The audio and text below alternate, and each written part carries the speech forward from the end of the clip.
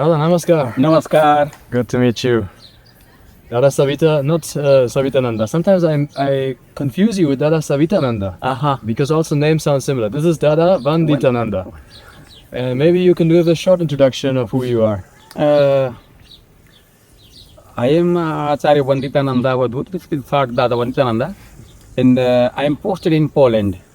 Poland, we have an organic farm, 47 hectare. And I am working there since 33 years. Wow. Yeah. So in the farm is there is cows.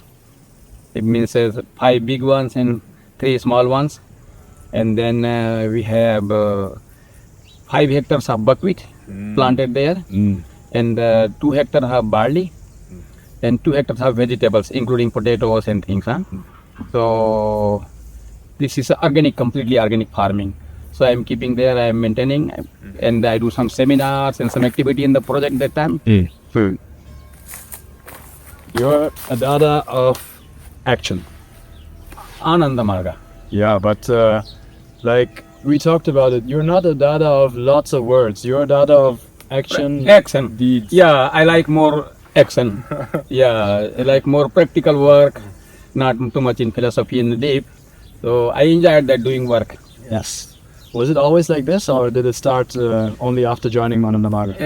It started when I came to Poland. Before I was moving, I was giving a lot of prachar, lot of seminars, giving classes around here in the beginning 2 years when I came to Europe. In 1990, I came to Europe. And then I used to go to give classes in Holland, in Italy, I was in Switzerland, I was there. And in Germany also I give many classes here. And in the Poland, mostly in the Poland I was giving more because at the beginning I come from India, my visa was hard to get there, so it was possible in Poland to do more prachar. So I was doing there, I was giving classes there, and biopsychology and all the I was doing there. In Polish as well, I think you learned Polish very quickly. Yeah, I learned very quickly Polish because I had some talent to learn language. I actually learned 13 language very easily. I could communicate with them and also translate and things. So sometimes I help in the Polish government for translation of the different Asian language, like Bengali. No, my mother tongue is Chhattisgarhi. It's different. So I used to speak Urdu, Punjabi, and Bengali. For this, it was Tamil, and we can say Marathi. And this I could speak Oriya, so I could communicate with the people easily. And when you came in 90s, it was a very difficult time for that area because the Soviet Union had just collapsed. Yeah, Eastern Europe was really difficult, but the people have time that time. When you have any seminar, a lot of people ready to listen. Yeah, they come, many people come there. It was very easy to do prachar there, very good. We have very good lot of brothers and sisters who was working with us, and that's how it happened that we started the project to make there, because we have 2 projects in Poland, one in North Poland, one in the West Poland. So that's what easier for us to do that. And also it was easier to get a lot of land. You got a huge master unit. Yeah, It's for me incredible. No one can get this amount of land nowadays. Now it's so expensive. Our land is so expensive even because we are in a mountain area, and people like the peace lover people like more mountain, so they come more. They come for some spiritual something they want to gain. They come to more towards the mountain. So our area is really beautiful. And we live in the valley. Both sides is up, and the one is the Shineska mountain in front of us. It's a very beautiful place. I went there many times, and it's one of my favorite spots in Europe, maybe in the world. You came here, you learned Polish, you learned lots of other languages, but still at heart you are Indian. Would you say it was difficult for you to adjust to the culture? No, I accepted the European culture. I accepted it. I don't react against it that way because I know that I understand the people, because when I have lived in this society I have to live, then I have to adjust with them. And not to offend anybody, to make something is looking really not appropriate, to explain them. And they're very intelligent people, they understand immediately and they accept. Okay. But it was in the beginning I had really hard time to adjust here myself. When I came, everything was completely different for me. That's something. You must have also learned a lot about agriculture, because now you run this farm and there's lots of cows, lots of agriculture. You had to learn all of that, Polish, on top of that, the culture. How did you manage in those days? It was because in Poland, the people normally there was no one to speak English. If I need to translate something, my lecture something, the people had to come from very far, from Warsaw, something like that, Lagnica like this. No? So I learned the language there. Then the local people, they were so cooperative to me because they understood that they know that this is a doctor now, he can help us also in different way. Then I told them in the village, everybody, I said, okay, if anything you need, come to me, I will support you. So that's why I make them friendship, and then through them I learn how to do farming because I had no idea. Then I joined because our farm is organic farming.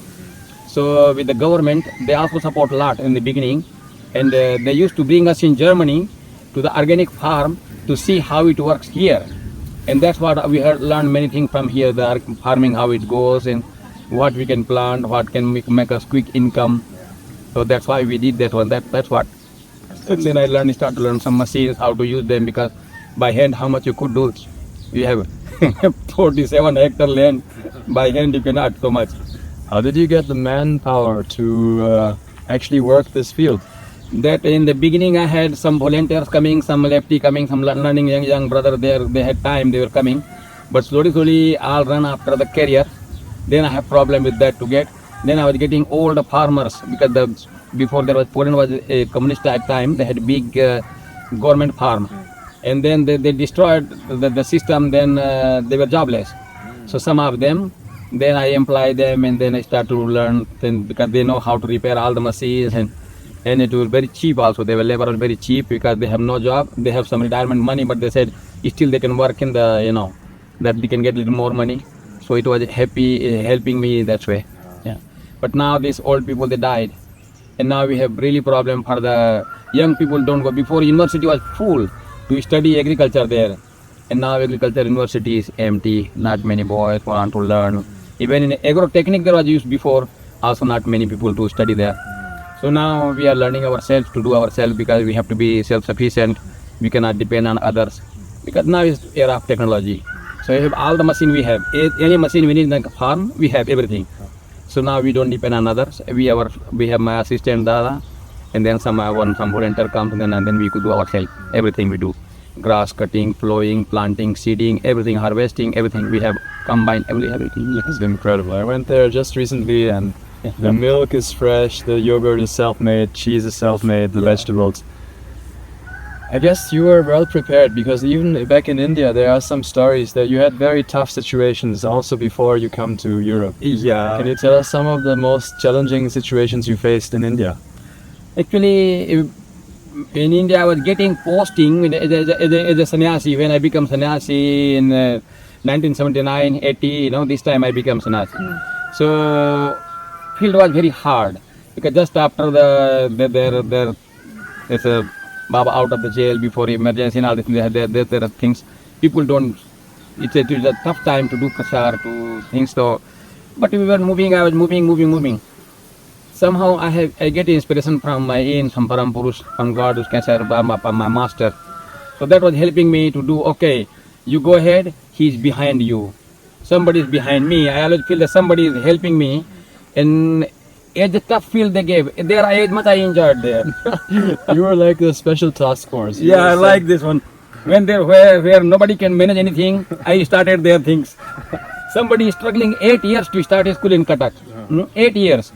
It's very hard. They can get it. They have to get house. They have to get a school. They have to building. They have to get teacher. They have to have children.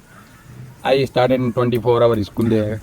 It's 8 years he could not do. There 3 people come and go, could not. But in 24-hour I had a school started there.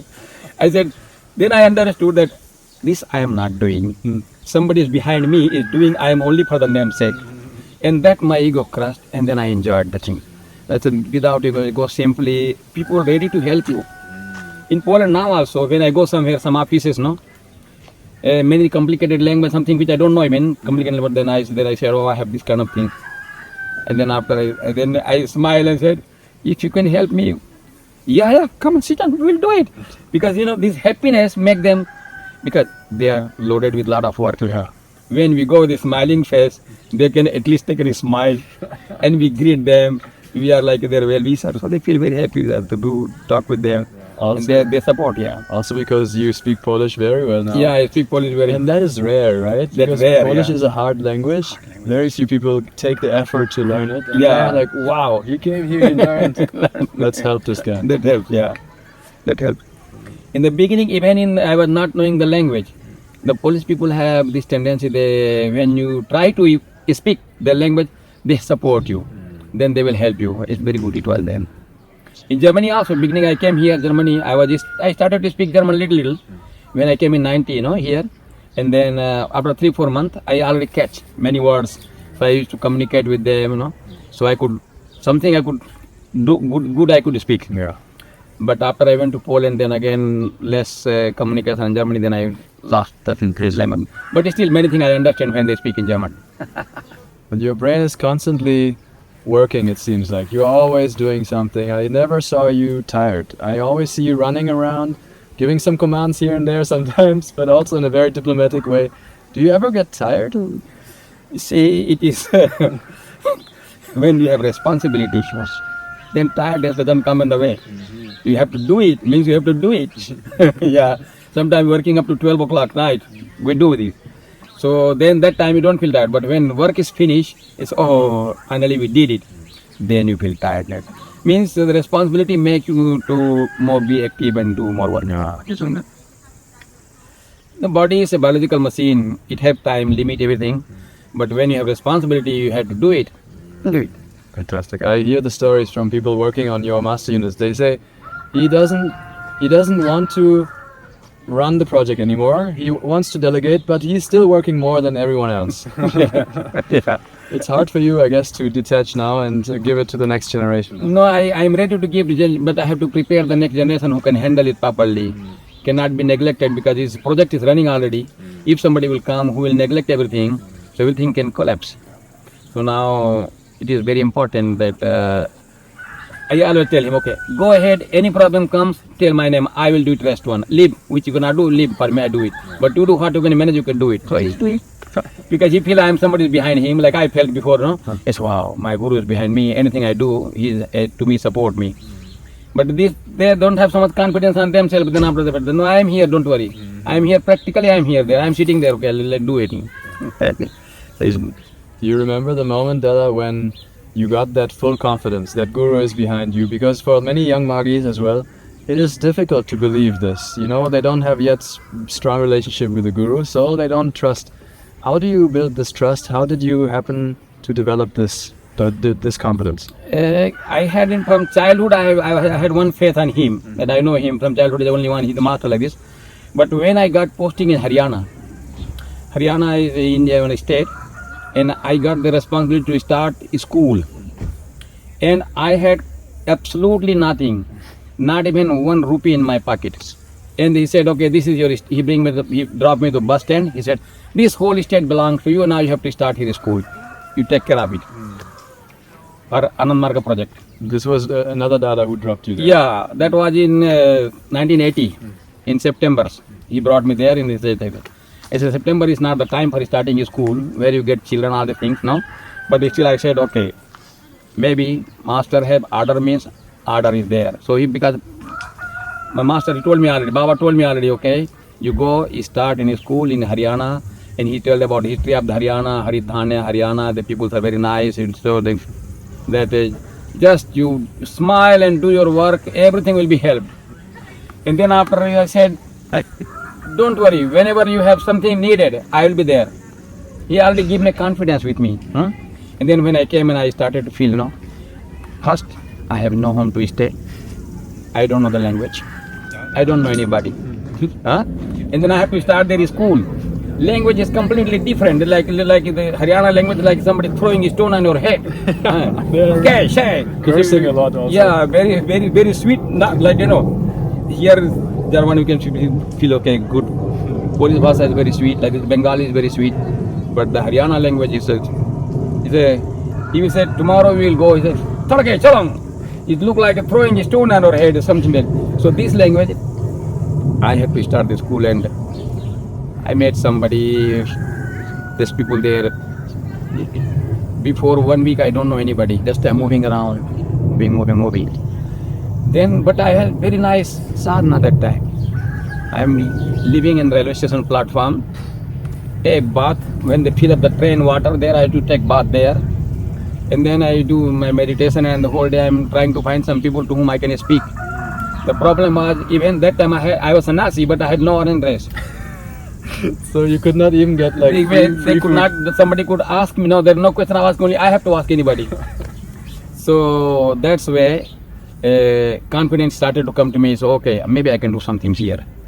And then it started to come people. And then I met the Minister of Finance, and then Chief Minister invited me. So it started to work on the slowly there. So and then that's how I got the confidence. I was like, okay, now I know I'm never alone. Somebody is behind me always. I do it. That's why I don't appear. I mean, I can drive, go here, there, work. Was there ever some moment where you had some big doubts again? It never came to me, that one. That never came to me. When I was a child, one time I had doubt. It started to come in my mind that what is God doesn't exist anymore, like this, So when my father said, he was sitting there beside me, and we were sitting in the house, and we were talking like this, and he said, God is there, but you have to realize it. You cannot see him with these limited eyes. Then I said, how? He pulled my hair, and I said, pen. I don't see any pen there. How you? But I feel it. That's how you feel the God also. You will not see him. He's everywhere. You can feel everything. You have to feel that in everything. So the situation came to you, you feel pain. That every living being also you feel that you have to think about them also. And that's put in my mind. It went very deep in my mind after. Then after I said, no, I have to do service for humanity. I cannot be idle lying somewhere in the corner. Yeah. So that was the thing. So that doubt came, that time I was in class 9, I think. 9? Yeah. Class 9. Yeah. And then after I finished there, then I went to studying about it. There was one more story that I heard, that you were also around at a time when there was some violence. Someone attacked the dadas or something like that. Do you remember that story? Yeah, it was in Calcutta. We had a demonstration. No, we had like a procession. We had like that demonstration, like something to show. And then there they started to lathi charge and like this. No. Who started? The police and then the communist goons together. They were together. And then after then. I see that other dada is already, he was very old, he fall down like this. I cover him like this, my back, and slowly I lift him like this. Slowly I went, I got few stitches in my head, broke my head also. But it was, I saved that dada. He was old dada. It was very important to save him. And yeah. Crazy dada. Yeah. So many stories, and I'm so glad that you are always sharing the stories, and experience of the life is not something, Yeah. Thank you very much. Thank you. Thank you. Namaskar.